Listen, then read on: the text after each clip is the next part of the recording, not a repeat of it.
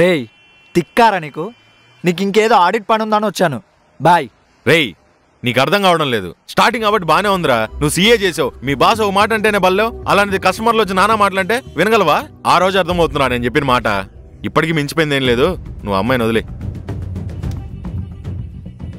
పోరా రేయ్, అనవసరంగా వచ్చిన చెత్త నా కొడుకు. భయ కొంచెం సైడ్ జరు. ఏంటి రోజు లేటు? ఏం చేద్దాం, రోజు మీటింగ్లు అని చెప్పేసి సావదొబ్బుతున్నారు. హలో చట్నీ. ఆఫీస్లో ఏమైందో తెలుసా? సారీ అన్న, ఐఎమ్ ఎక్స్ట్రీమ్లీ సారీ. అన్నా తను కొత్త అన్న, సారీ. కొత్త అయితే రోజు బజీలు అమ్ముకోవట్లేదా? బుద్ధి ఉందా అసలు? ఎంత కాస్ట్లీయో తెలుసా ఈ షర్టు? స్టూపిడ్ ఫెలో, బుద్ధి లేకుండా పనిచేస్తున్నావు. ఈ షర్ట్ అవకాశం ఎంతో తెలుసారా? 5000, 5000. ఆ బజ్జీలు నెల రోజులు అమ్ముకునే ఈ షర్టు కొనలేవు తెలుసా? 100-200 బజ్జీలు అమ్ముకునేటోడివి. అన్నా తను కొత్త అన్నా, ప్లీజ్ ఈ ఒకసారి వదిలేయండి. Waste fellow.